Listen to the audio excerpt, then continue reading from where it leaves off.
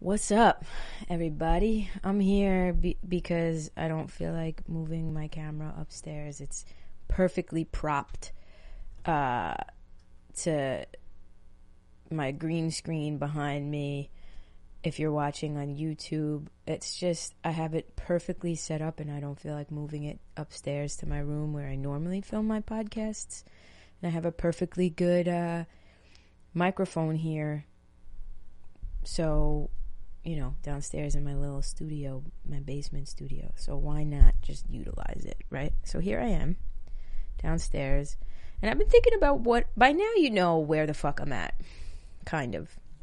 I mean, I'm still trying to figure out where the fuck I'm at. But by now you've listened to some episodes about me on my little self-development journey, self-love, whatever the fuck. I'm having an awakening, a spiritual awakening, if you will. And I've been really thinking about what topic to touch on. And I've been really introspective lately, going within and asking myself questions and allowing myself to feel and allowing myself to cry and listening to other people's journeys to just become more in touch with the inner and then thus in return the outer, because when you get more in touch with yourself, you become more connected to others. It's really fucking weird. Don't take my word for it, live it. But I wanted to touch on the idea.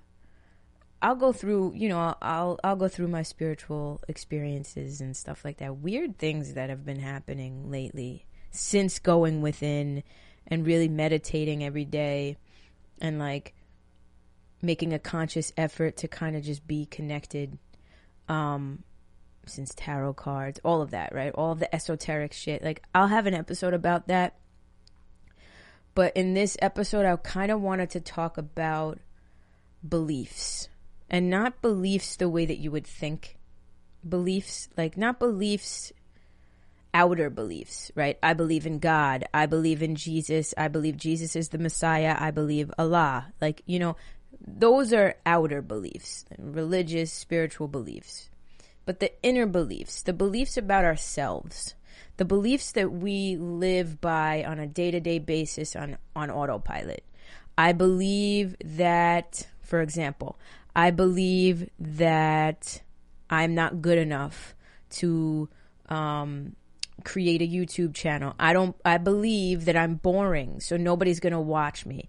I believe that no matter what I do to try to lose weight, it's never going to fucking happen. I believe that I never get sick. I believe that every time I go to the casino, I have a stroke of luck and win $200 on a $5 bet. These beliefs that we have within ourselves, about ourselves, that shape our daily lives and how we move in the world, right? Those are the beliefs that I feel matter. Not matter most, because beliefs in general matter most. But I really wanted to touch on this idea of how what we believe, oftentimes we don't realize, because I don't think we stop to really take in this thought. We don't really stop to reflect enough, genuinely. In this society as a whole, we're constantly, especially in the U.S., go, go, go, go, go, go, go. So we don't ever really take the time, even when we're on vacation. How many of you guys listening have taken a vacation, but it's really not a vacation in the sense that your vacation is you just planning something with the entire family and constantly going, that you never have time to really reflect, do any self-reflection. I can probably count. No, I can't even count on my hand how many people sit down and journal their feelings on a daily basis or write down their thoughts to kind of reflect back. We're not a very reflective society, let's be honest. Not many of us go into these philosophical thoughts too often, right? But when you start to think of which one came first, the chicken or the egg, Do I live my life based on my beliefs, or do my beliefs shape the way that I live my life? And in my opinion, and what I've come to really find out from my own experiences, is that it's the latter. Our beliefs shape how we live our lives and how we see the world. Our inner beliefs, right? It starts from within. Everything starts from within. If you want to make a change in the world, it starts with yourself. Like I always say, it starts with the man in the mirror, or the woman in the mirror, or the non-binary person in the mirror. However you identify, it starts with you. And then you can make the changes within yourself to reflect into your world, into your atmosphere and environment, right? Oftentimes we have this convoluted thinking because we don't even really stop to reflect that the way we live shapes our beliefs about ourselves. And who knows, maybe some of that is a little bit true. Maybe it starts with childhood. If we go back to childhood, where did these beliefs come from about these negative beliefs? I'm really talking about the negative ones, because you want positive beliefs. You want to believe that anything that you fucking touch will turn to gold. You want to believe that you never get sick. You want to believe that you're as healthy as an ox, because then you live that way. Those beliefs we don't have to worry, not that we don't have to worry about, we want to build on those beliefs, right? It's the limiting beliefs, the beliefs that keep us in our little box, the belief that the minute we live truest to ourselves, people are going to crucify us for the way that we are or the way that we're choosing to live. The belief that no matter what we do, we can just never get ahead. Those beliefs keep us from acting. And that is what I've noticed in myself, is what has kept me from even posting on this, like posting religiously and consistently with this podcast. It's the belief that, well, nobody gives a fuck about what I have to say anyway, so why am I even doing it? Okay, I'm just not gonna then. I'm just not gonna post, because I don't have the creative brain to consistently think of topics every fucking week that would keep people engaged and wanting to listen. Okay, so I'm just not gonna do anything. It's those beliefs that we really have to focus on, and maybe it does start with childhood. Maybe it does start with, it's this. Maybe it is this. Back and forth, this, like yin and yang, not yin and yang. It's like I'm getting like in my head this thought of like this volley. Maybe it is this volley. It starts in outer, works into inner, and then how we believe inside then reflects back out, kind of like a camera. A camera, takes in your image and processes it and then spits it back out into a certain format so that you can watch it. Maybe that's what it is. I don't know. And again, I don't know the inner workings of a camera, so don't really take my word for that. But that's what I think. Like, that's like the basis of how a camera works. But anyway, what I'm trying to say is oftentimes we don't realize that the things that we believe about ourselves are what shape how we act in the world, how we treat others, how we treat ourselves. But we don't realize that we're treating ourselves a certain way. We don't realize we're treating others a certain way. If you have a belief if you have a belief that every time you get into a relationship, it never works out because you only date liars and cheaters and assholes, well then you're going to inadvertently put walls up against good people to keep yourself from getting hurt. How many of us can say that we've done that? 100%. I only attract narcissists. Well, and that goes into the law of attraction, realistically. And that's not what I'm even talking about in this episode, but it ties in the sense that what you believe about, what you think about, you bring about, but more importantly, what you believe about, you bring about.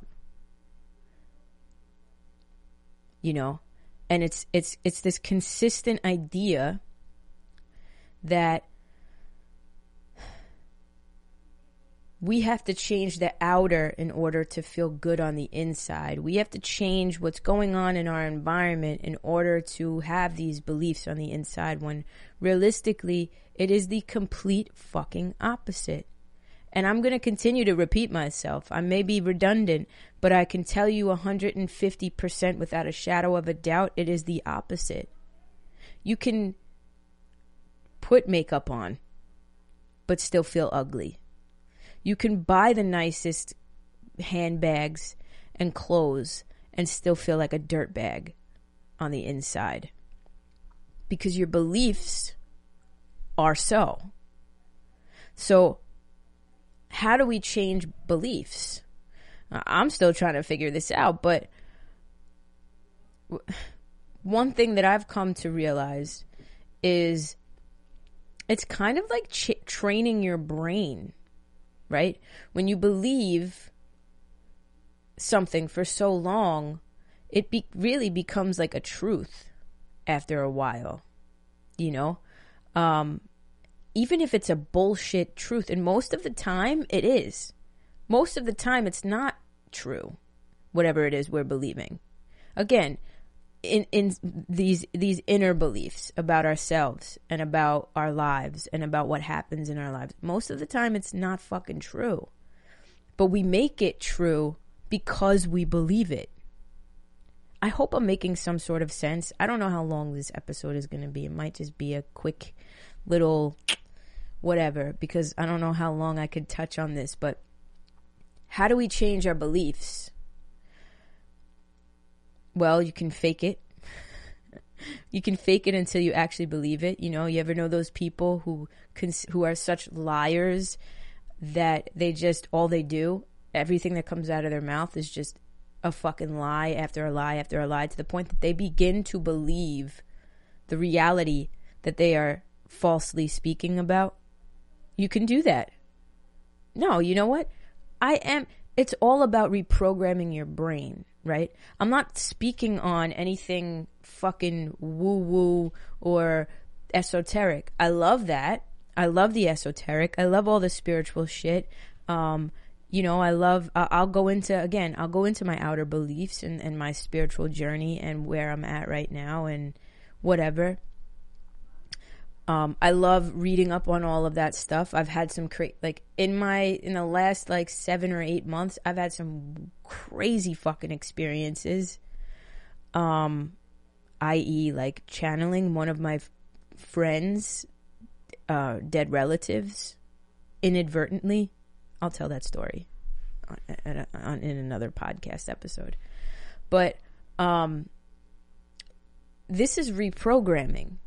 You know, beliefs are essentially programming.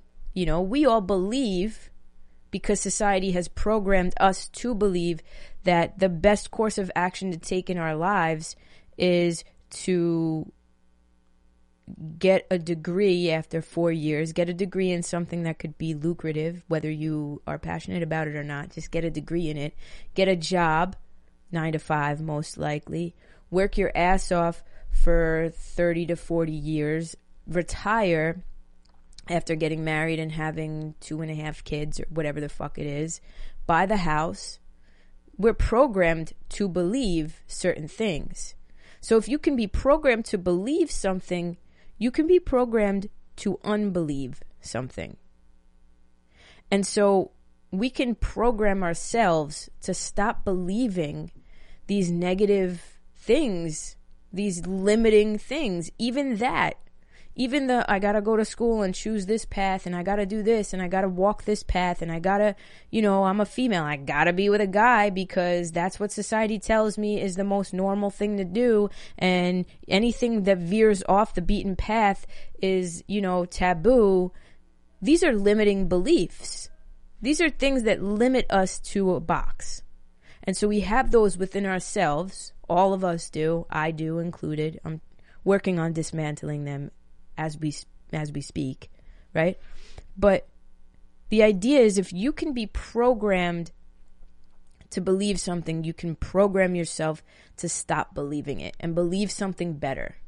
And believe something that actually serves you. Believe something that's actually going to motivate you and make you choose your dreams and choose your love and choose your heart and choose your happiness, regardless of what it looks like and regardless of what other people are telling you that should look like, or you tell yourself it should look like. There is no should. There is no should. You know what you should do in life? There are only a few choice things that you should do in life, and they are all based on survival. The shoulds are eating, sleeping, shitting, having sex, drinking water. All of these things you should do, because if you don't do them, you'll fucking die. Those are the only shoulds in life. I hope we realize that. You don't need to do anything other than what you need to do, which is survive. And our basic survival needs, they're basic. You know, if you're lucky enough to get food, clean water, a roof over your head, and sex, you don't even need sex. I mean, that's, you know, we kind of do though. But, you know, if you're lucky enough to get your basic human needs, those are the only things that you should have or should do. Everything else is a want. Everything else isn't necessary for our basic survival.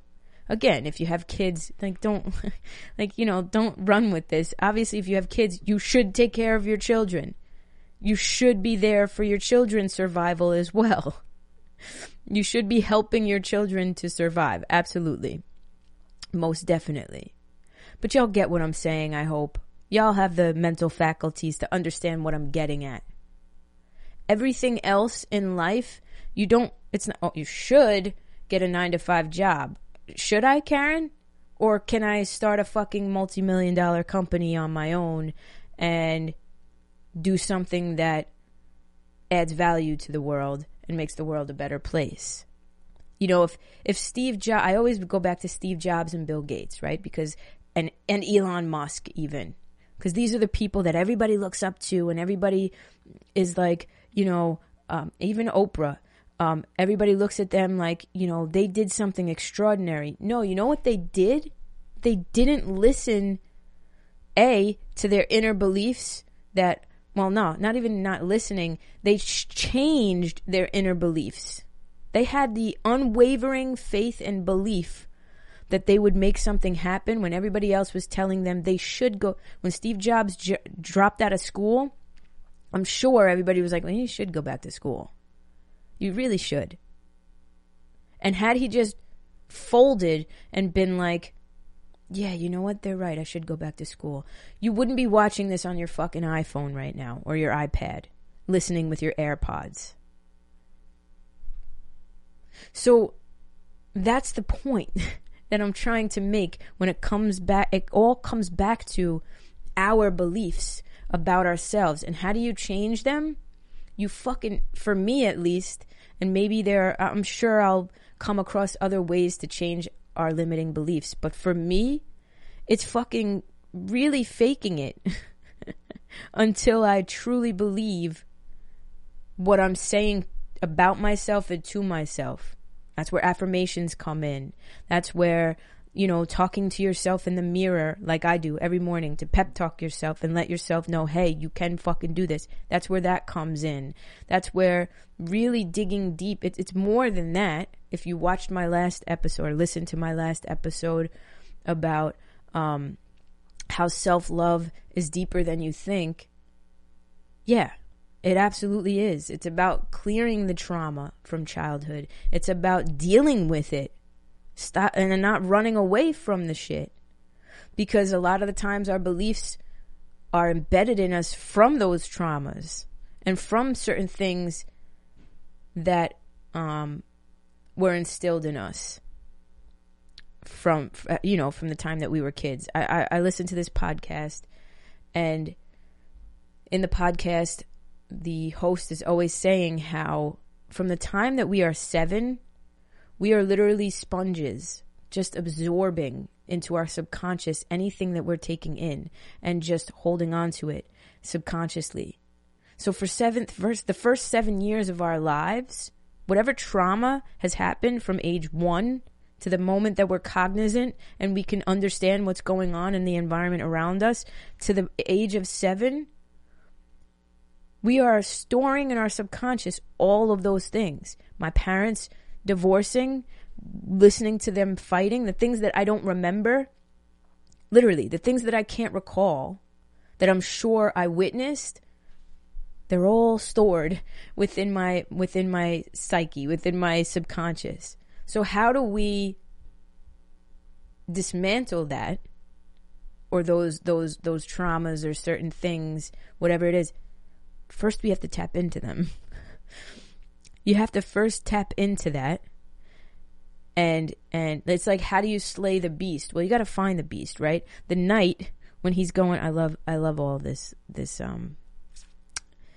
fun fact about me. I love anything medieval, like King Arthur. That's my shit. You guys probably didn't know that about me, but anything King Arthur or like Arthurian, whoo, love it. So anyway, how does the knight rescue the princess from the fucking dragon? Well, first he's got to find the castle, then he's got to go into the castle and find the dragon in the castle and face the dragon and fucking stab the dragon and kill it, and then he can rescue the princess. So think of the princess as like your subconscious mind, or just you in general, or your beliefs about yourself, or the things that you consistently tell yourself on a daily basis, right?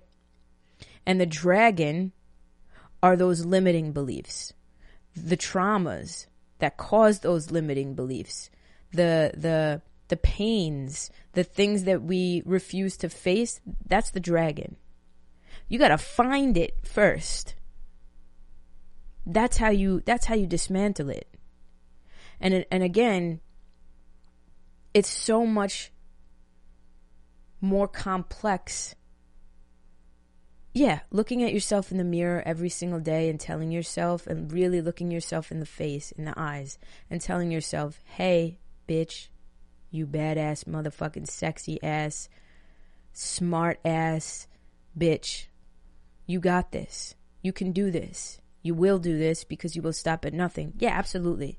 And that is the truth. When I look at myself in the mirror every day, and I sometimes cry telling myself how much I love myself, and sometimes cry looking at myself and, appreciating myself because I've never truly done that before, I feel it.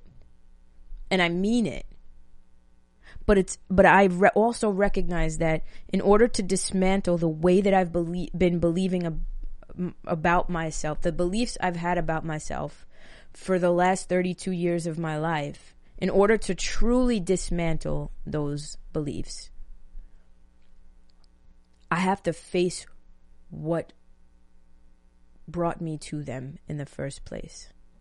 Was it me being bullied in school? Was it something that my mother or father did? Was it was it certain traumas from childhood? And these are any beliefs. Like, I'll give you a couple of my beliefs if you want. One of my beliefs that really, really holds me back is, well, in general, the umbrella belief is that I'm not good enough, that I don't deserve good things. We can believe, right?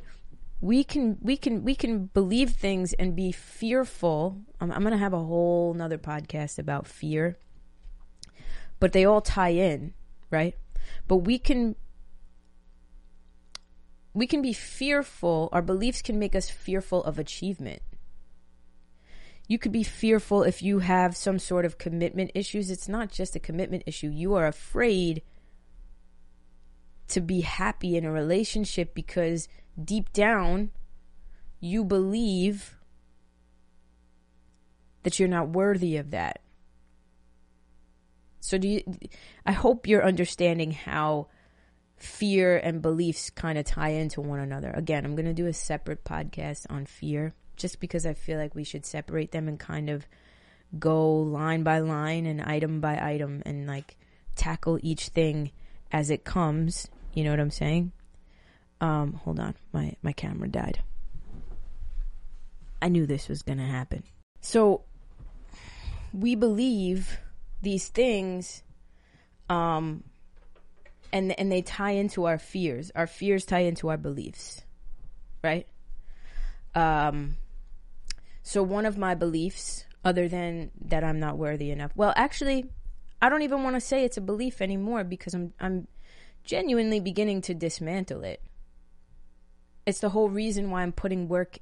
Like y'all can see it in my content. I'm consistent. I'm being consistent with myself. I'm showing up for myself every single day because I believe that I am worthy. And I know that I am worthy. Right? So one of my beliefs was that I'm not worthy. Another belief of mine when it came to relationships was or is that everybody leaves. That's a big one for me. That one really hits home for me. No matter what I do or how I do it, they always leave.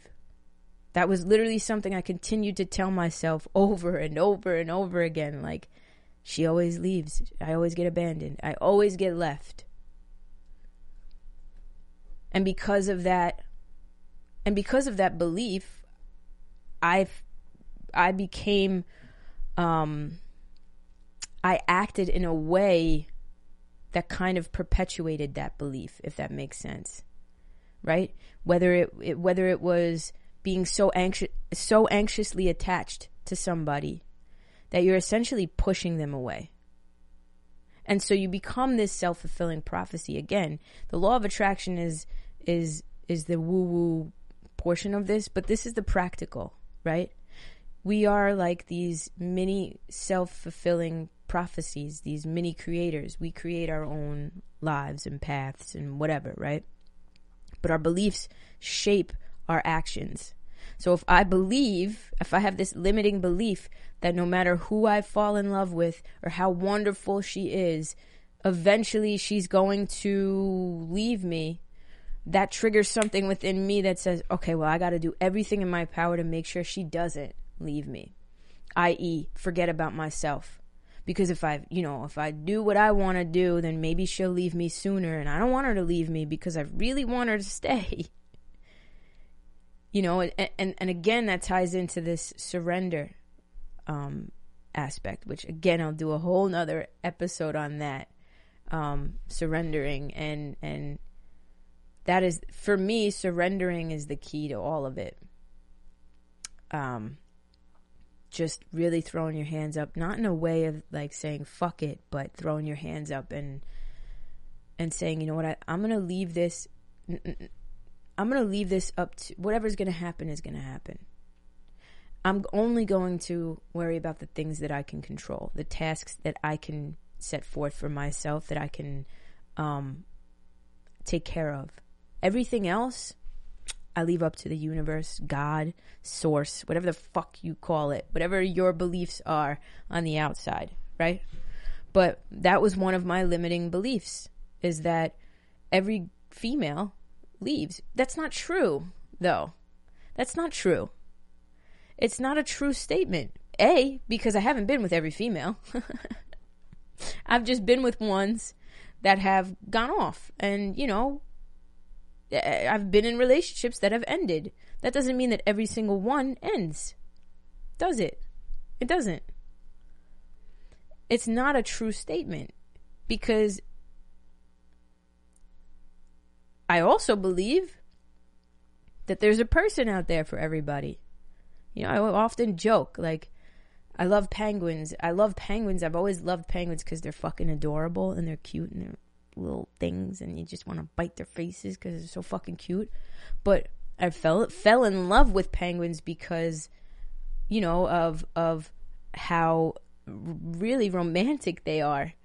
How they present their little penguin partner with a fucking rock, and that rock is like the wedding ring for them, and like that means like, hey, we're here for life. And once they pick a mate, that's it.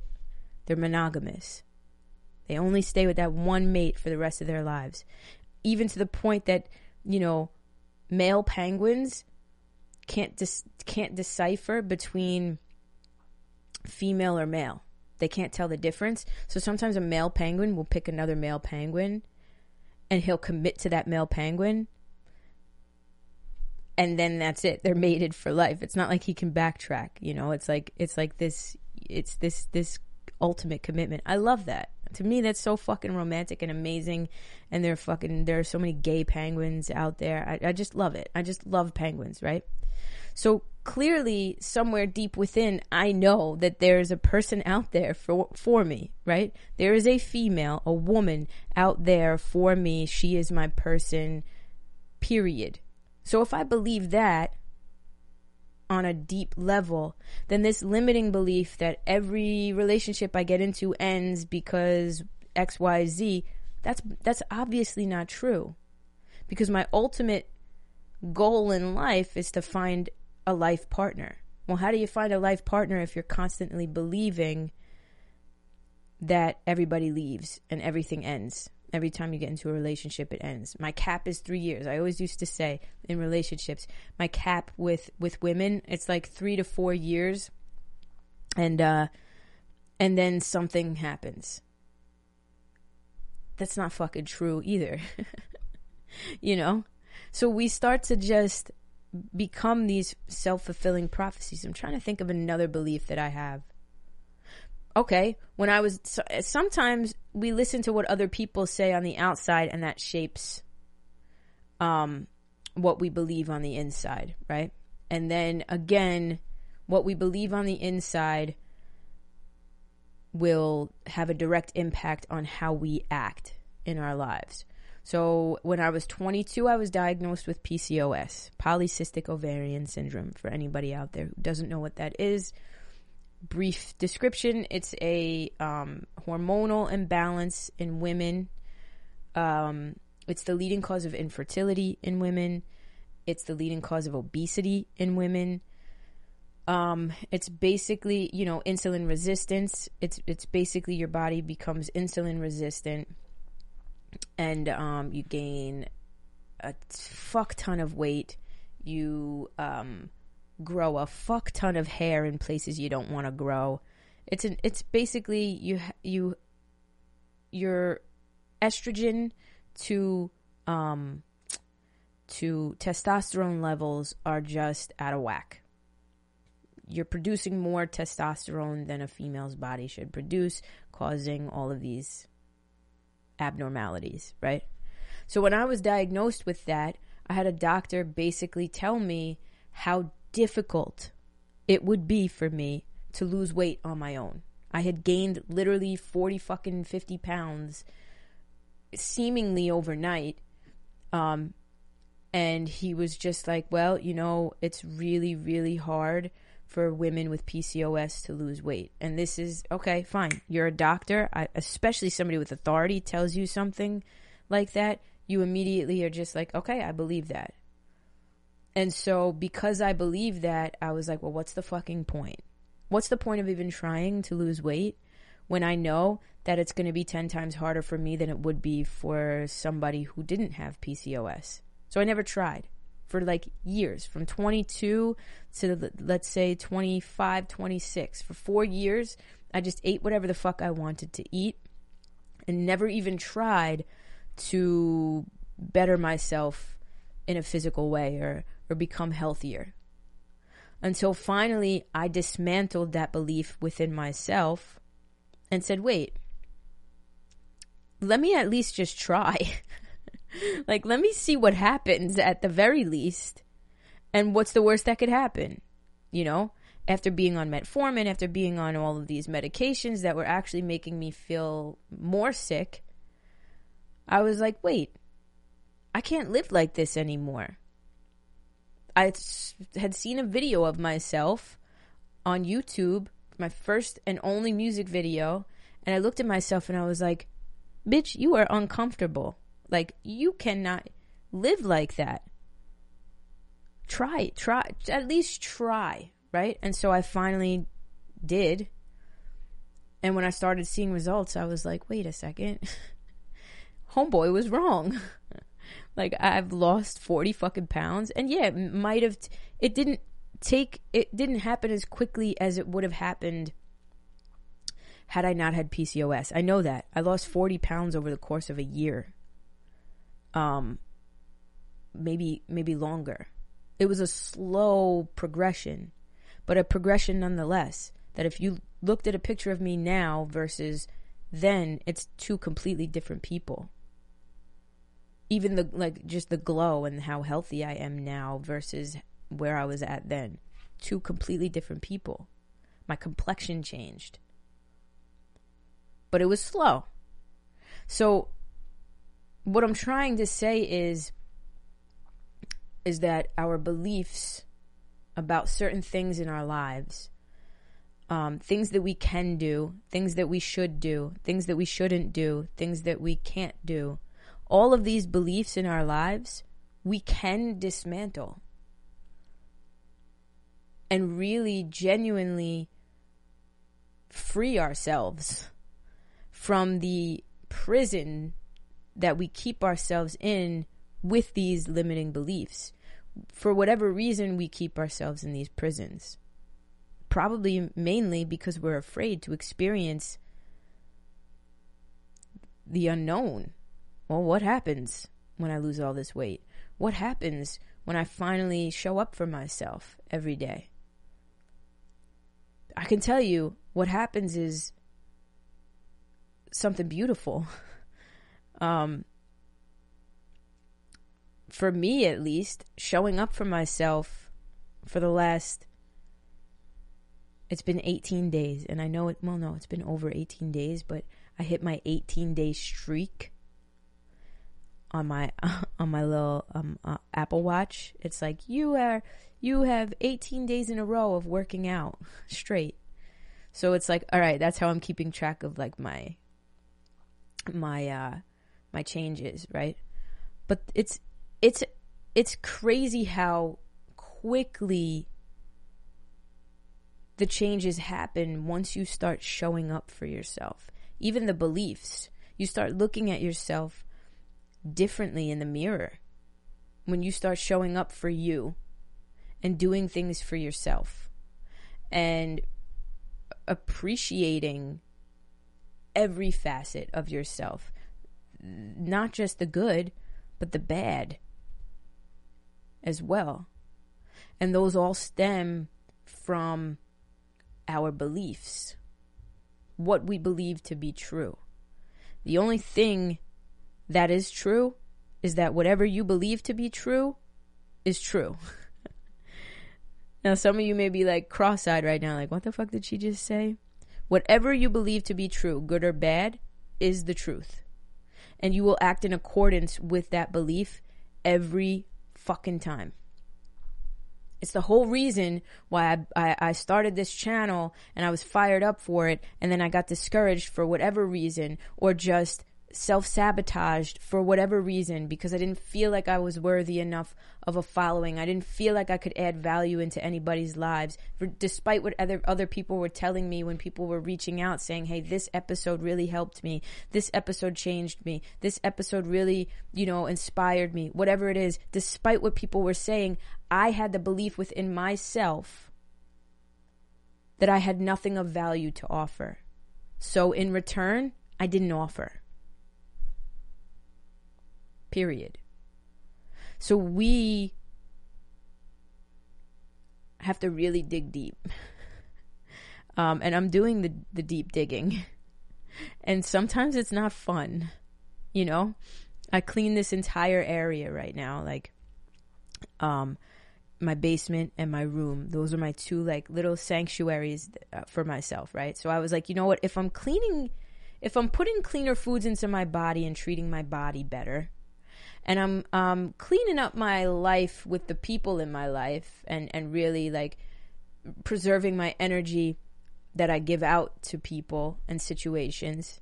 If I'm cleaning this, then I got to actually physically clean my space. Because again, the outer and the inner have to kind of be in harmony with one another. That's the only way it's going to work. When everybody talks about, if you listen to self-development shit, you'll literally hear the word alignment.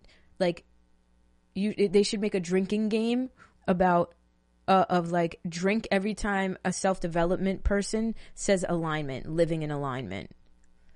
And what that really means is your outer matching your inner and your inner matching your outer, right?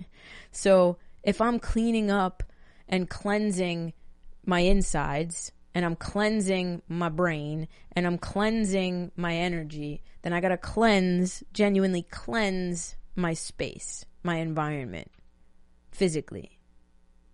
Which is why down here and upstairs is completely pristine.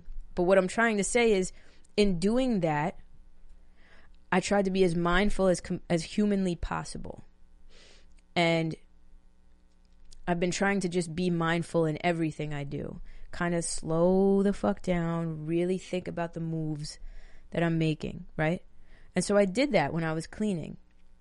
And I came across things from my past that brought up triggers of abandonment issues, triggers of my self-love, triggers of memories that I had with people that are no longer here, whether they passed away, whether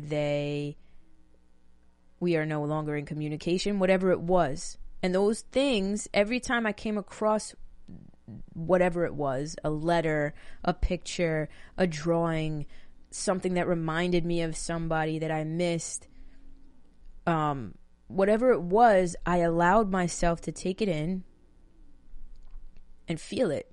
I cried a couple of times. I'm not gonna lie. It was an emotional moment. Like, it was an emotional thing. I cried cleaning this basement. I looked at a calendar from 2020 right before quarantine started. And I thought back, really reflected back on my life right before quarantine. And then brought myself back to where I was in that present moment and thought of how much has changed from that moment to this one. And how many things I've missed, or I do miss, from when things were back there before quarantine in 2020. And I cried. I came across a picture of my grandparents, and right next to that was a picture that I had given to my grandparents of myself that I had received back once they passed away. On the back of that picture, I think I mentioned this in my last podcast episode, so if I'm repeating myself, I'm sorry. But I just really want to drive this point home, about feeling and digging deep. I turned over the picture of myself, and on the back of the picture, I wrote to my grandmother or my grandparents, "Please don't go away. If you went away, I would miss you way too much, and I would be sad," or something like that. And me looking back, and I might even get emotional now just thinking about it. Me looking back at my 8 or 9-year-old self saying that, as a 32-year-old adult, I can recognize I had abandonment issues then. You know, I didn't want them to leave. And I looked at that child, my inner child, and I said, holy shit. This doesn't go back to your last 2 relationships. This doesn't go back to your last 4 relationships. These issues stemmed from when your father left. These issues stemmed from when your parents got divorced, whatever it was. And so it's a digging deep. It's more, like I said in the last episode, this is so much deeper than what we even realized, than what I realized. But we can change the beliefs, and we absolutely should change the limiting ones. And be more mindful, and really try to catch ourselves when we're believing certain things.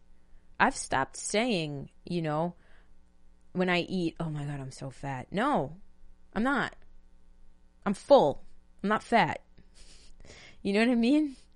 Because whatever we believe, we act in accordance with that belief. And with that, this is 45 minutes long. I'm not going to belabor the topic. I'm not going to beat it to a bloody pulp. I hope you guys understand what I'm trying to say. What I would say to do, and who the fuck am I? But the first piece of advice that I would give is to just observe at first. Observe the beliefs that you have about yourself, the beliefs that you have about people around you, the beliefs that you have about your relationships in your life. Observe first. Oh, okay. Yeah. All right. Yeah, I do believe that everybody leaves me. Yeah, I do believe that whatever it is. Observe first. And then write it down. Okay, these are my beliefs. These are my limiting beliefs. This is exactly what I believe. And then how do you dismantle it? Well, how is this real? Is this a real belief? Like, realistically, think about the reality of the situation. Is this realistic? Okay, yeah, in the past, every relationship that I've had hasn't worked out. Clearly, I'm single right now, right? But does that mean that in the future that every person that comes into my life is going to leave? No, that doesn't necessarily mean that. So I would say observe first. I'm still trying to figure it all out, but I just wanted to come on here and talk about it because I don't think we realize how much our beliefs shape our actions. So if you enjoyed this episode, let me know. Leave a comment down below if you're watching on YouTube.